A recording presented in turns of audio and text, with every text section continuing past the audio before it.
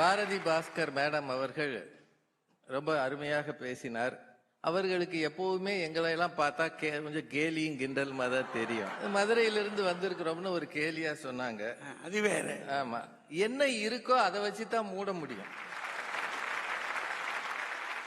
அது என்ன அவ்வளவு பெரிய விஷயமா? உங்களுக்கு தெரியுமா, சைனா பேப்பர்ல கூட அது வந்துச்சு.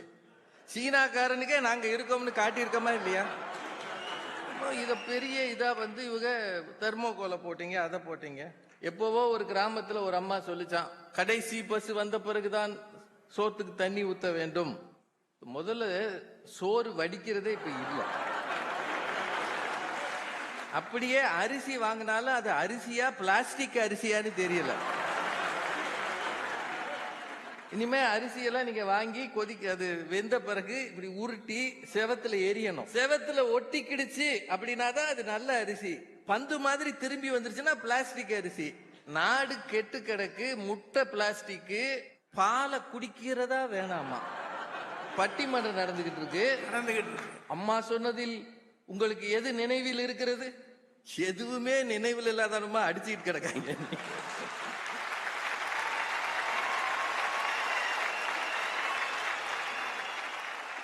நாடு எப்படி போகுதுன்னே பார்க்காமலே நீங்க பாட்டுக்கு அம்மா சொன்னதில் எது நினைவில் இருக்கிறது? சமூகம் பிளவுபட்டு கிடக்கிறது. அணி அணியாக கிடக்கிறது. ஆர்ப்பரித்து கிடக்கிறது. ஆடி கிடக்கிறது. மறந்துடாதீங்க, ஆடி கிடக்கிறது. தேசம் போகிற போக்கை பற்றி எவரும் கேள்வி கேட்பதில்லை. 70 ஆண்டு சுதந்திரம் சுதந்திர புருஷர்களை அல்ல, அடிமைகளை உருவாக்கி இருக்கிறது. எங்கும் சுதந்திரம் என்பதே பேச்சு. நாம் எல்லோரும் சமம் என்பது உறுதியாச்சு. சங்கு கொண்டே வெற்றி ஊதுவோமே. நானே பாரதி. இப்ப சங்கு கொண்டு ஊத முடியாது, டெங்கு கொண்டு ஊதணும். பார்க்கிற இடமெல்லாம் டெங்கு. மருத்துவர் வந்து சொல்றாரு, வீடு சரியில்லை. ஐயா, நிலவேம்பு கஷாயத்தை வீட்டுக்கு வீடு கொடுங்க ஐயா. கொசுவை ஒழிக்க கூட திட்டம் போடாத அரசாங்கங்கள் இருக்கிற இந்த தேசத்தில் ஏழைகளை பார்த்து பேசாது. என்ன பேசுறீங்க? பாரதி பாஸ்கர் ஆயா சுட்ட தோசை தான் ரொம்ப நல்லா இருக்குன்னு ஒரு படத்துல சொன்னானா. இனிமே ஆயா சுட்ட தோசையை தான் நீங்க சாப்பிடணும். அதுக்கு தான் வரி கிடையாது.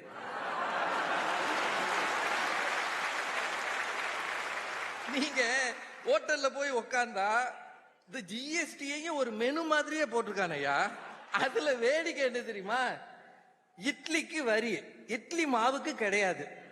ஏன் நீங்க எல்லாரும் இனி எந்த ஹோட்டலுக்கு போனாலும், ஐயா 2 கப் இட்லி மாவு மட்டும் கொடுங்க, அதுல சாம்பாரை சட்னியையும் குழைச்சு கொடுங்க, போற போக்குல இப்படி சாப்பிட்டு. அம்மா வந்து நல்லா பேசினாங்க. வீடுகளில் அறம் வளர்ப்போம், நல்ல செய்தி அது. அதை கொஞ்சம் கூட நான் குறைக்க விரும்பல. நானும் அறம் வளர்க்கணும்னு என்ன மாதிரி பல பேர் வீடு வாங்கினான். என்ன அவன் தெரியாதனமா 11 மாடி கட்டடத்துல ஒரு பிளாட் வாங்கிட்டான். அதுவும் மௌலி வாக்கத்துல வாங்கிட்டான். அதுக்காக பேங்க்ல கடனும் வாங்கிட்டான். இப்ப அவன் வளர்க்க கனவு கண்ட அறம் தூசியாக போனது. ஆனால் வாங்கிய கடன் மட்டும் வக்கீல் நோட்டீஸாக வருகிறது. எப்படி அறம் வளர்ப்பீர்கள்? அந்த பேங்க் கிட்ட போய் அறத்தை பத்தி பேச முடியுமா? சார், தெரியாம கேக்குறேன், எப்பதான் இந்த மெடிக்கல் அட்மிஷன் நடக்கும்? இல்லைங்க, தெரியாம கேக்குறேன். வீடு சரியா தாயா இருக்கு. பிள்ளைக்காக அவன் 195 மார்க் வாங்கியிருக்கான் ஐயா. அவனை கொண்டு போய் ஒரு பரீட்சை எழுத சொல்லி அதுலயும் அவன் தடுமாறி ஏதோ வாங்கிட்டான். ஐயா, இன்னைக்கு இது இங்க சொன்னா அங்க தூக்கி போடுறான், அங்க சொன்னா இங்க தூக்கி போறான். இவன் டாக்டருக்கு படிக்கும் முன்னாடி பேஷண்ட் மாதிரி அலையிறானையா அந்த பையன். இவனுக்கு என்னைக்கியா நீங்க அட்மிஷன் தர போறீங்க? அப்படிலாம் பழகிக்கிட்டா தானே நல்ல டாக்டரை உருவாக்கலாம். நிறைய பேசியிருக்கிறார் டாக்டர் ஐயா. பகிர்தல், பங்கிட்டுக் கொள்ளுதல் வீடுகளில் இல்லையா. இன்னும் கொஞ்ச நாள்ல பப்ளிக் டிஸ்ட்ரிபியூஷனே இருக்காது. உங்க வீட்டுல ஏசி ரூம் இருக்கிறதா? ரேஷன் கிடையாது. 8000 ரூபாய் சம்பளமா? ரேஷன் கிடையாது. நல்ல வேலை பாத்ரூம் இருக்கிறதா? ரேஷன் கிடையாது. சொல்லாம சிவகுமார் பாவம், அவர் வீட்டுல ரொம்ப சிரமப்படுறாரு. அவர் வந்து கிரைண்டர் வந்தது, மிக்சி வந்தது, சுகர் பேஷண்ட்ஸ் வந்துட்டாங்க, நிறைய வருத்தப்பட்டிருக்கிறார். இந்த பையன் வந்து டிவியில ஆபாசம் வந்த உடனே ஓடி வந்து இவர் கண்ணை மூடினானா. அவன் ரொம்ப புத்திசாலி. ஏன்னா அவன் ஏற்கனவே மொபைல் ஆப்ல அதை பார்த்துட்டான். பார்த்துட்டு நம்ம அப்பாவுக்கு இப்படி ஒரு கஷ்டகாலம் வரப்படாது இருக்காங்க. நிறைய கஷ்டங்கள்ங்க. உண்மையை சொல்ல போனா ஒண்ணு வேண்டாம், காத்து வாங்க மெரினா பீச்சுக்கு போக முடியலையா? இப்ப போய் என்ன பாருங்க. போட்டாச்சு? தெரியாதனமா மதுரையில இருந்து ஒரு 15 பேர் புளியோதரை கட்டிட்டு வந்தாங்க. போன வாரம் புளியோதரையோட வந்து மெட்ராஸ் பார்க்காத ஆளுங்க, ஏன்னா மதுரைக்காரங்களுக்கு அவ்வளவு விவரம் தெரியாதுமா. கொண்டாந்து 15 பேர் மொத்தமா பீச்சுக்கு ராத்திரி 7 மணிக்கு போலான்னு போயிருக்காங்க. போலீஸ்காரங்க நிறுத்திட்டாங்க. நீங்களெல்லாம் போராட்ட குழுவான் இருக்கான். சார் நாங்கெல்லாம் புளியோதரை குழு சார் அப்படின்னு. அவர் போலீஸ்காரர் அதெல்லாம் முடியாது அப்படின்னு இருக்காரு. திறந்திருக்காரு. அந்த புளியோதரை நெடியில போலீஸ்காரர் மயங்கிட்டாரு. ஏன்னா எங்க ஊர் அவ்வளவு நெடிமா. அது ஒரு இடத்துக்கு போக முடியல, ஒரு இடத்துக்கு நிக்க முடியல, சொல்ல நினைத்ததை சொல்ல முடியவில்லை. நாம சுதந்திரத்தை பற்றி பேசுகிறோம். ஒரு காலத்துல கல்யாணங்கள்லாம் கோயில்ல நடந்தது, அதுக்கப்புறம் கல்யாண மண்டபத்தில் நடந்தது, அப்புறம் பயலுக ரொம்ப புத்திசாலியான பிறகு போலீஸ் ஸ்டேஷன்ல நடந்தது. இன்னும் கொஞ்ச காலத்துல ரயில்வே ஸ்டேஷன்ல நடக்குமா? பாத்தீங்களா? ரயில்வே ஸ்டேஷன்ல நிறைய இடம் ஃப்ரீயா இருக்கான். அதெல்லாம் கல்யாண மண்டபம் ஆக்கிடுவோம்ன்றான். அப்ப பொண்ணு மாப்பிள்ளையும் போக்குவரத்தாவே இருப்பாங்க. ரயில்வே ஸ்டேஷன்ல நடந்திருக்குல்ல. இன்னும் கொஞ்ச நாள் ஆச்சுன்னா ஜெயிலே நடத்திடுவான். ஏன்னா அங்க பல வசதிகள் இருக்குன்றாங்க. இதெல்லாம் சொன்னா இங்கதான் சுகமா இருக்கலாம். இதுதான் சமூக நிலை. எதனால் பிரச்சனைகள் வருகிறது? சமூகத்திலிருந்து வந்த மாற்றங்களால், சமூகத்தில் வந்த மாற்றங்களால் வீடுகள் தடுமாறி நிற்கிறது. காட்டக்கூடாததையெல்லாம் காட்ட நினைக்கிற ஊடகங்கள், எல்லாவற்றையும் கேளிக்கையாகவும் வேடிக்கையாகவும் பார்த்து செல்ஃபி எடுத்து வீடியோ எடுத்து அதை வாட்ஸ்அப்லையும் பேஸ்புக்லையும் அனுப்புகிற சமூகம். சமூகத்துக்குன்னு ஒரு அறச்சீற்றம் வீட்டில் இருக்கிறத விட சமூகத்துக்கு வேணும். ஒரு காலத்துல தங்கம் கடத்தினா, வைரம் கடத்தினா, அப்புறம் போதைப் பொருள் கடத்தினா, இப்ப லேட்டஸ்ட் என்னன்னா எம்எல்ஏக்களை தான் கடத்துறாங்க. வடக்கே இருந்து தெற்க, தெற்கே இருந்து வடக்க. அப்படின்னா யோசிங்க, 70 ஆண்டு சுதந்திரம், இடையில் இன்னொரு சுதந்திரமும் வந்தது. ஜூன் 30 நள்ளிரவில் 2 சுதந்திரங்களை இந்தியா பார்த்திருக்கிறது. ஆனால் இதில் ஏதாவது கொஞ்சம் சமூகம், ஏழைகள், உழைப்பாளிகள், பாட்டாளிகள், நாதியற்றவர்களுக்கு போய் சேர்ந்ததா என்ற சிந்தனையை தயவு செய்து சுதந்திர திருநாளில் யோசித்து பாருங்கள். அதுதான் ஆரோக்கியமான இந்தியாவை வளர்க்கும் என்று சொல்லி வாய்ப்புக்கு நன்றி கூறி நிறைவு செய்கிறேன். நன்றி.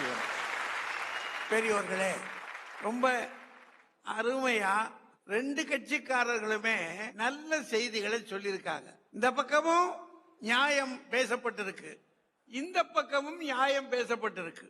சாக்ரட்டிஸ் பிளாட்டோவின் அரசியல் அப்படின்னு ஒரு புத்தகம் எழுதியிருக்கிறான். அதுல ஜனநாயகம் அதனுடைய கடைசி காலத்தில் எப்படி இருக்கும் அப்படின்னு சொல்ற போது 2 செய்தி சொல்றான். ஒன்று, தகப்பன் தன் பிள்ளைக்கு பயப்படுவான், ஆசிரியன் தன் மாணவர்களுக்கு அஞ்சுவான். இது 2ம் இப்போ இருக்குதா இல்லையா? முன்னாடி எல்லாம் சாப்பிடறோம்னா அப்பா இத்தனை மணிக்கு உட்கார்றாருன்னா பிள்ளைகள் வரிசையா உட்கார்ந்துடும், அம்மா சாப்பாடு வைக்கணும். இப்போ அவன் இஷ்டத்துக்கு வர்றான், அவன் டேபிள்ல அவன் பாட்டுக்கு எடுக்கிறான், அதை எடுக்கிறான், ஃப்ரிட்ஜை திறக்கிறான், வெளியில போறான், அதை வாங்குறான், இதை வாங்குறான், பர்ஸை திறக்கிறான். வீட்டுக்குள்ள இருக்க ஜனங்க கத்துது, டே டே டே டே டேன்னு. அப்புறம் நம்ம சொல்ல வேண்டியிருக்கு, எப்படின்னு தொலைறான் விடு. முன்னாடி ஆசிரியர் ஊருக்குள்ள இருந்தாரு, அப்பா அம்மாவுக்கு கீழ்ப்படியணும், அன்னையும் பிதாவும் முன்னறி தெய்வம் அப்படின்னு அவர் சொல்லி கொடுத்தார். இன்னைக்கு அங்க சொல்லிக் கொடுக்குறாங்களா? எந்த பள்ளிக்கூடத்தில் சொல்லிக் கொடுக்குறாங்கன்னு கேளுங்க. கீழ் வகுப்புகளை சிலது இருக்குது, ஒரு 5ஆவது வரைக்கும் இருக்கு. அதுக்கு மேல போயாச்சு அப்படின்னா ஒழுக்கத்தை பத்தியும் கிடையாது, அறத்தை பத்தியும் கிடையாது, சமய விளக்கமும் கிடையாது, ஒன்றுமில்லையே. என்ன செய்வான் அவனுக்கு? என்ன தெரியும்? ஒன்னும் தெரியல. அவனுக்கு தெரிஞ்சதெல்லாம் எங்க? அவன் ரூமுக்குள்ள போறான், எதை வச்சு தடவுவான்னு சொல்ல முடியல. அவன் கையில ஒன்ன வாங்கி கொடுத்துட்டான். என்னங்க இரவு பகலாவா பேசுவாங்க, ராத்திரி தூங்க மாட்டேங்கிறான், தூக்கம் கிடையாது, அதை தடவிக்கிட்டே இருக்கான், என்னென்னமோ அதுல வருதுன்றான், இதுதான் சொல்ல முடியாதுன்றான். அதுல இப்ப புதுசா ஒன்னு சொல்லிட்டாங்க, ஆன்லைன் கேமா, அது புதுசா இப்ப வந்திருக்கிறான்றான். அந்த கேமுக்குள்ள போயிட்டாங்க அப்படின்னா அவன் நம்ம கண்ட்ரோல், நம்முடைய கட்டுப்பாட்டுல இல்லையா? அப்பா வர்றாரானா, அதான் எப்போ வந்துகிட்டு தானே இருக்காரு, உனக்கு பயம் இருக்கும் அவர்கிட்ட, எனக்கு பயம் கிடையாது. என்னங்க இந்த பயலை பெற்று பேர் வச்சு அவனுக்கு வேண்டிய சலுகை செஞ்சு அவனுக்கு என்னென்ன வாங்கி கொடுக்கணுமோ வாங்கி கொடுத்து பள்ளிக்கூடத்தில் சேர்த்து படிடான்னு சொல்லி அவனுக்காக பிரார்த்தனை பண்ற தகப்பன் யாவன்? பிரார்த்தனை பண்றான் போய்